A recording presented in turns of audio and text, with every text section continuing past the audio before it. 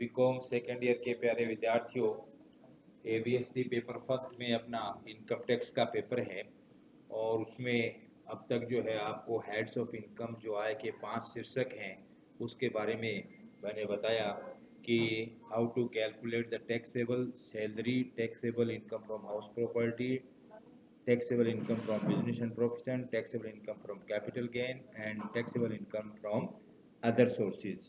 तो ये जो आय के 5 महत्वपूर्ण शीर्षक हैं वो उनमें किस तरह से आकर योग्य आय आप निकाल सकते हैं ये मैंने आपको समझाया इससे पहले, और पीडीएफ के जरिए आपको विभिन्न नोट्स भेजे किस तरह से फार्मूले और किस तरह से नियम कानून आपको याद करने हैं। और उससे पहले जो इंट्रोडक्टरी चैप्टर्स थे हेड से पहले, उसमें करदाता के निवास स्थान का निर्धारण किस प्रकार किया जाता है और जो बेसिक फंडामेंटल चीज़ें थी वो आपको इनकम टैक्स से समझानी मैंने शुरू की थी आयकर के इस पेपर में।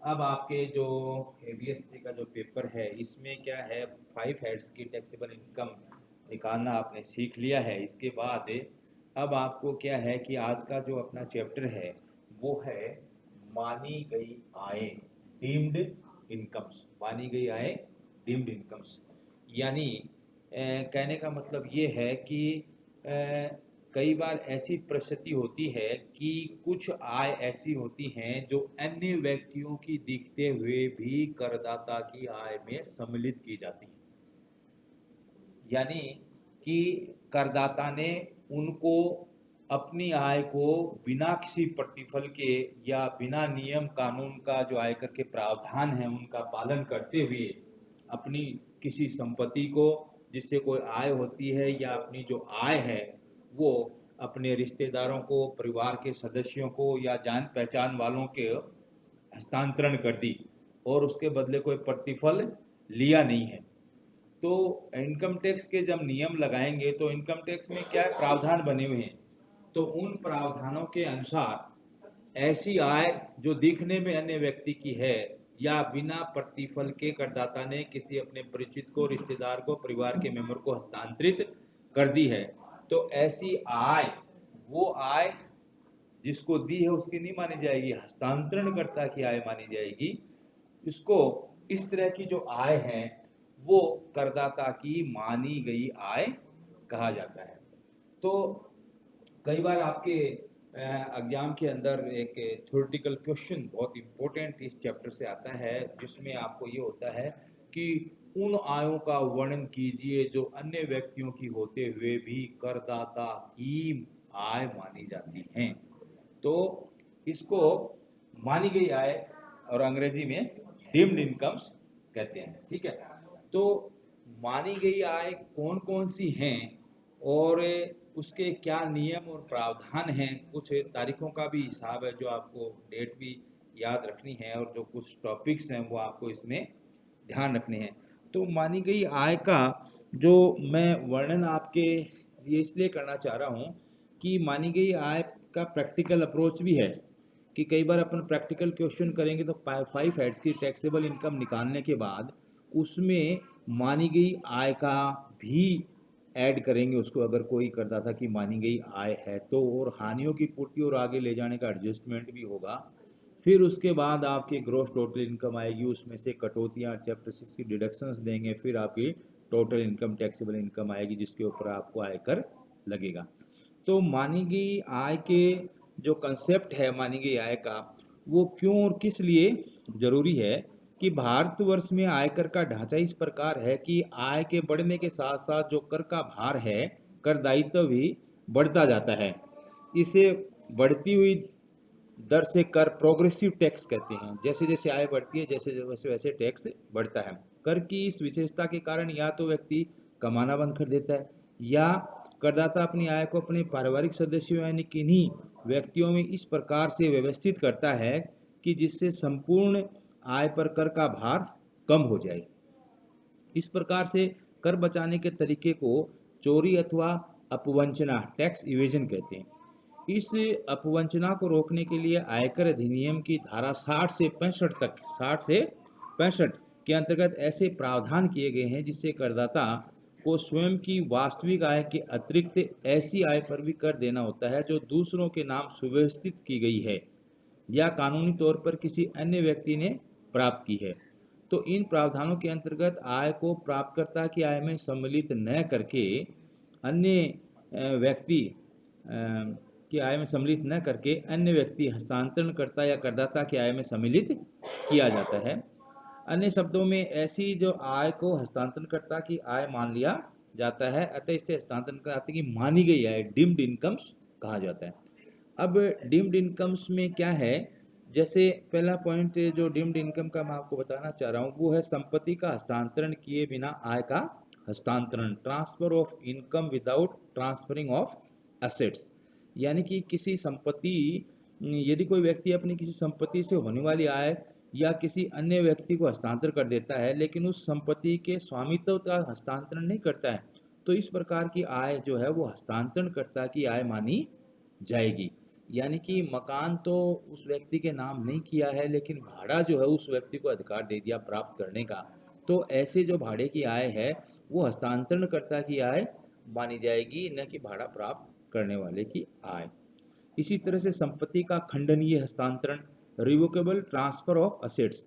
कई बार क्या होता है कि यदि किसी व्यक्ति ने अपनी किसी संपत्ति का किसी अन्य व्यक्ति को खंडनीय हस्तांतरण किया हो, तो ऐसी संपत्ति से आय अन्य व्यक्तियों को प्राप्त होने वाली आय हस्तांतरण की कुल आय में सम्मिलित की जाएगी। अब खंडनीय हस्तांतरण का मतलब ये है कि एक बार आपने संपत्ति किसी को दे दी संपत्ति, और फिर आपके पास आपने अधिकार रख लिया कि जब मैं चाहूँ तो उसको वापस ले लो, तो उसको बोलते हैं खंडनीय हस्तांतरण।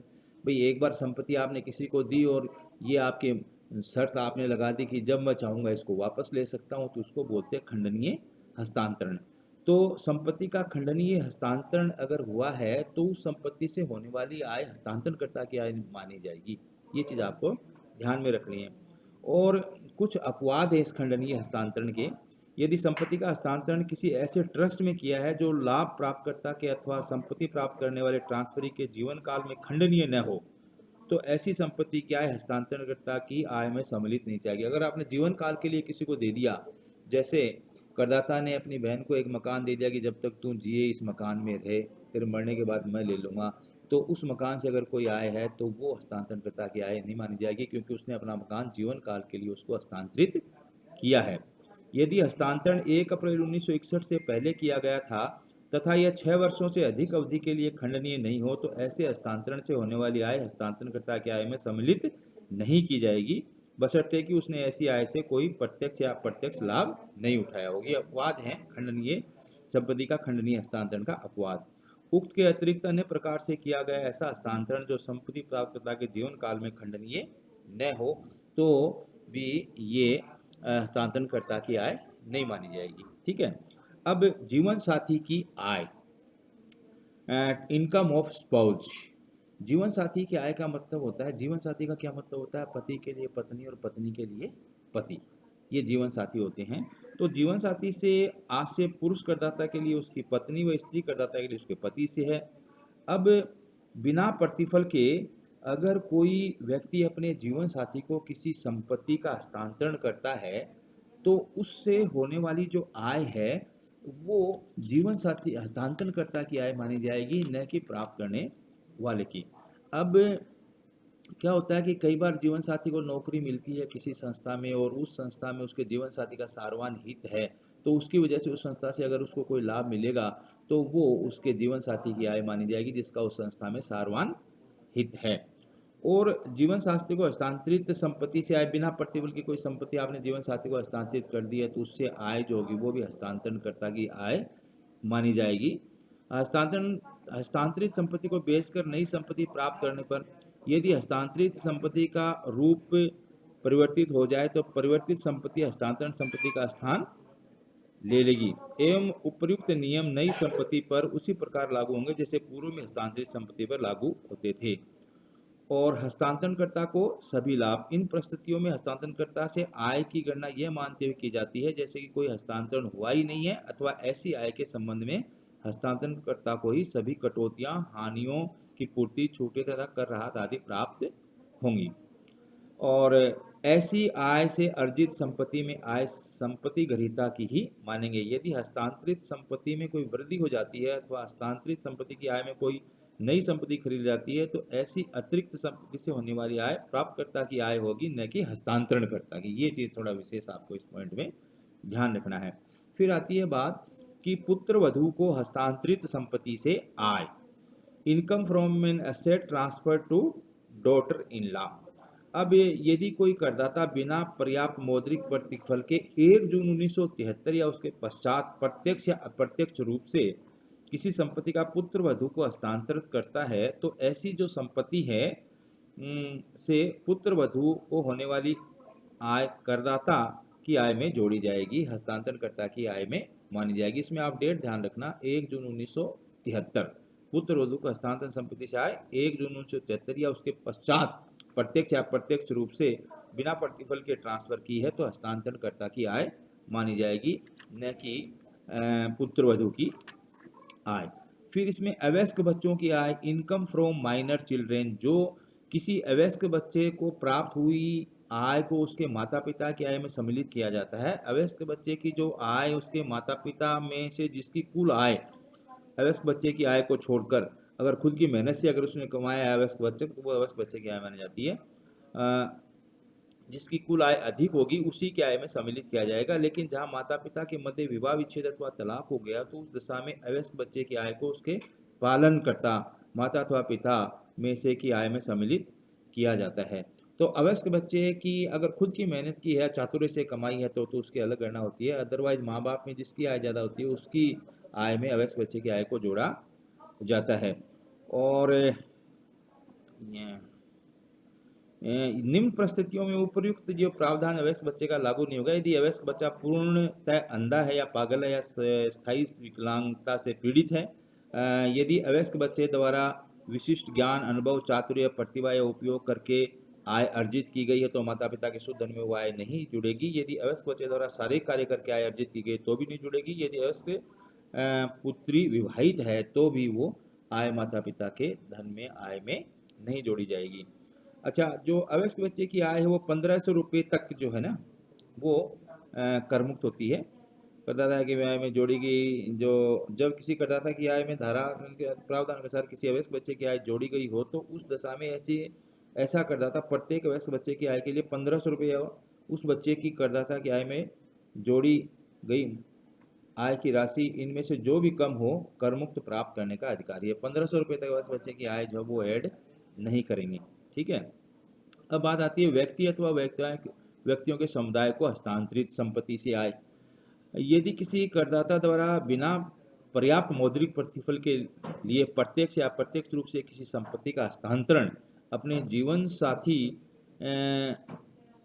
जीवन साथी के तत्काल या स्थगित लाभ के लिए किसी अन्य व्यक्ति या व्यक्तियों के समुदाय को किया जाता है तो इन परिस्थितियों में हस्तांतरित की गई संपत्ति से उत्पन्न आय हस्तांतरणकर्ता की कुल आय में उक्त सीमा तक सम्मिलित कर ली जाएगी। अब बात आती है हिंदू अविभाजित परिवार को हस्तांतरित संपत्ति से आय, ट्रांसफर्ड एसेट्स बोलते हैं इसको, परिवर्तित संपत्ति। ठीक है, ट्रांसफर्ड एसेट्स हिंदू अविभाजित परिवार की संपत्ति से आय। अब इसमें एक डेट है, ये आप डेट जरूर इस विशेष स्पेशली ध्यान रखेंगे कि यदि कोई व्यक्ति 31 दिसंबर 1969 31 दिसंबर 1969 के पश्चात अपनी स्वयं की संपत्ति को संयुक्त हिंदूवाद परिवार जिसका वह सदस्य है को बिना पर्याप्त मौद्रिक प्रतिफल के हस्तांतरित कर देता है तो इस प्रकार हस्तांतरण की गई संपत्ति को परिवर्तित संपत्ति माना गया है। संपत्ति को परिवर्तित संपत्ति माना जाता है तथा ऐसी परिवर्तित संपत्ति से होने वाली आय हस्तांतरणकर्ता की आय में सम्मिलित की जाती है। इसमें आप डेट ध्यान रखना 31 दिसंबर 1969, ये 31 दिसंबर 1969 के पश्चात।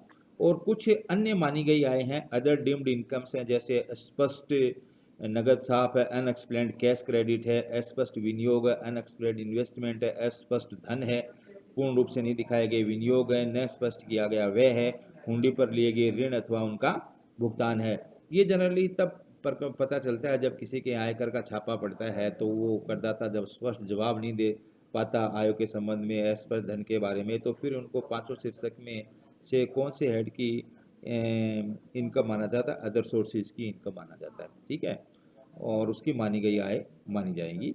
और संबंधियों के अतिरिक्त अन्य व्यक्तियों से 30 सितंबर 2009 के पश्चात बिना प्रतिफल या अपर्याप्त प्रतिफल के प्राप्त नगद राशि अथवा संपत्ति या चल संपत्ति।